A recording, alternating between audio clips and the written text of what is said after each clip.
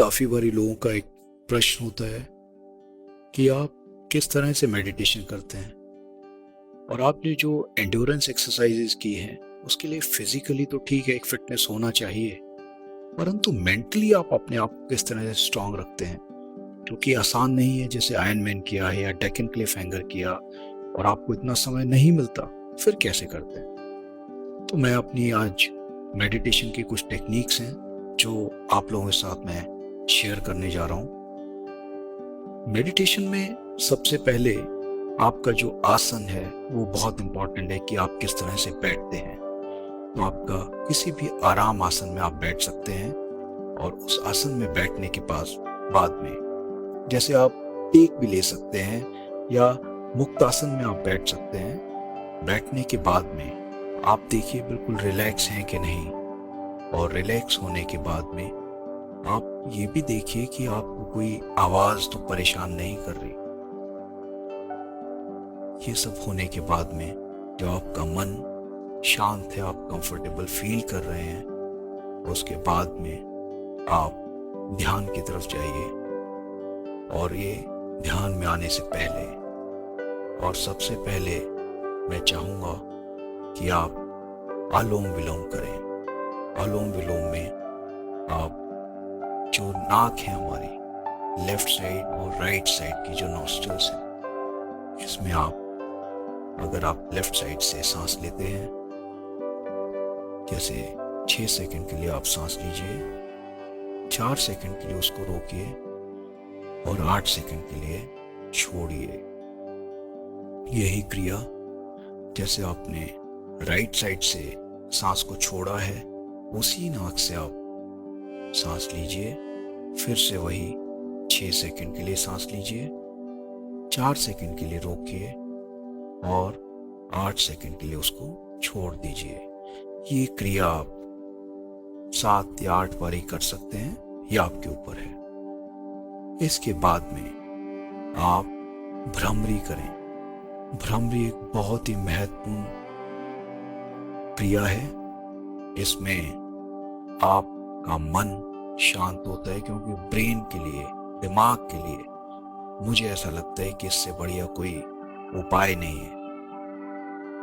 तो आप सांस लीजिए, अपने कान जो है दोनों कानों पे अंगूठा रख लीजिए, आंखें बंद रखिए। आंखों के ऊपर आपकी जो 3 या 4 उंगलियां हैं वो आंखों के ऊपर रखिए और सांस लीजिए। सांस लेने के बाद में आप उसे हम इस तरह से आप छोड़ सकते हैं। हम की आवाज आनी चाहिए। जो हम की आवाज है वो आपके जो दिमाग है, जो माइंड है, उसके लिए बहुत अच्छी है।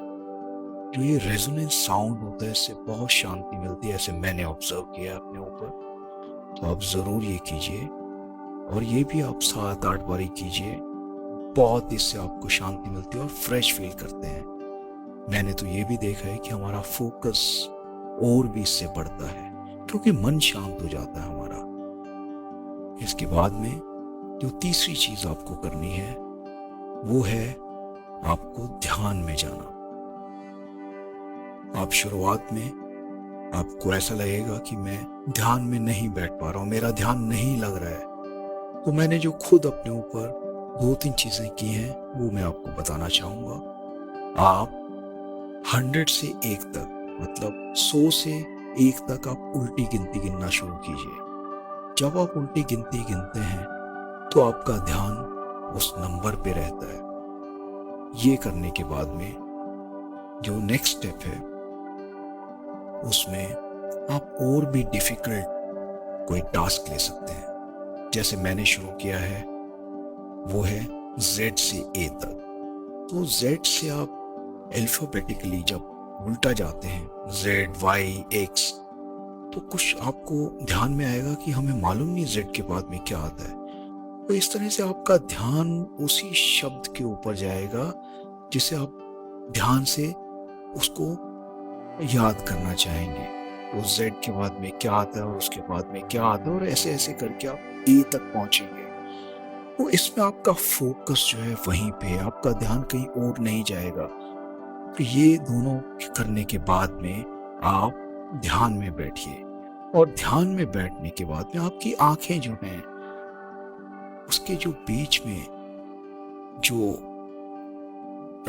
आईब्रोज के बीच में जो जगह है, जो पॉइंट है, आप उस पर ध्यान कर सकते हैं। या फिर जो श्वास है, आपका श्वास, जो नलियां हैं हमारी नाक की, उसमें से हम लोग सांस लेते हैं और वहीं से हम लोग सांस छोड़ते हैं। जब हम सांस लेते हैं तो ठंडा हमें महसूस होता है नाक के छिद्र पे, जो शुरुआत है नाक की, वहां पे आप उसे महसूस कर सकते हैं। और जब सांस लेते हैं और उसके बाद में जब आप छोड़ते हैं तो गर्म वहां पे आप महसूस करते हैं। तो इस क्रिया को बहुत ध्यान से देखिए और महसूस कीजिए, और आपका पूरा ध्यान, पूरा फोकस वहीं पे रहेगा। ये करने के बाद में आप अपनी आंखें बंद ही रखिए और अपना जो अंगूठा और जो पहली उंगली है उनको दोनों को टच कीजिए, और वो टच करने के बाद में उसे अपनी आंखों के सामने, अपने मुंह के सामने लेके आइए, और उस जो उंगली और अंगूठा जो है उसको आप हल्के हल्के घुमाइए। तो आप जब घुमाएंगे तो आपकी आंख जो है वहीं पे जाएंगी, मतलब उसके टिप पे जाएंगी। ये भी एक फोकस के लिए बहुत इंपॉर्टेंट है कि आप उस समय पे इस उंगली पे और इस अंगूठे के टिप पे आप फोकस कर रहे हैं। तो आप उसको उंगली को घुमा सकते हैं, ऊपर ले आ सकते हैं, नीचे ला सकते हैं, साइड पे ले जा सकते हैं, लेफ्ट राइट साइड पे ले आ सकते हैं। तो इस तरह की जब आप क्रिया करेंगे तो आपका फोकस वहीं पे रहेगा। तो इस तरह से करने के बाद में आप फिर से ध्यान में बैठ सकते हैं, विजुअलाइजेशन कर सकते हैं। विजुअलाइजेशन एक बहुत ही स्ट्रॉन्ग एक क्रिया है, और उसमें आप विजुअलाइज कर सकते हैं जो आपने पिछले दिन में जो काम किया है, या जो आपका आने वाला समय, या आपका कोई गोल है, या आपका कोई टारगेट है, जो आपका ध्येय है, जो आपको अचीव करना है, उसके बारे में सोच सकते हैं। जैसे जब मैं आयरन मैन के लिए जा रहा था तो मैं एक पूरी की पूरी रेस अपने मन में रन कर रहा था कि मैं सुबह उठा हूं, उठने के बाद में मैंने तैयार होना है, और तैयार होने के बाद में मुझे जो जो भी चीज़ें करनी है वो सब करने के बाद में मेरा अगर 7 बजे इवेंट शुरू होना है, मैं 7 बजे वहाँ पे पहुँच गया हूँ। 7:10 पे मैं पानी में गया, और उसके बाद में मुझे मालूम है कि शुरुआत में पानी ठंडा होगा। उस ठंडे पानी के अंदर मेरा सांस में प्रॉब्लम आएगी, और मुझे मालूम है ये मेरी तैयारी है, ये होने ही वाला है। 300 मीटर के बाद में मेरा कॉन्फिडेंस लेवल बढ़ जाएगा, और उसके बाद में मैं आराम से 2 किलोमीटर स्विमिंग का एक फर्स्ट लूप करूंगा, आके प्लेटफॉर्म पे आऊंगा, फिर से मैं पानी के अंदर जाऊंगा, और अगला 2 किलोमीटर भी मैं इसी तरह से पूरा करूंगा। ये करने के बाद में मैं आऊंगा, पानी से बाहर निकलूंगा, चेंजिंग रूम में जाऊंगा, चेंज करूंगा, और साइकिलिंग का गियर जो है वो मैं पहनूंगा।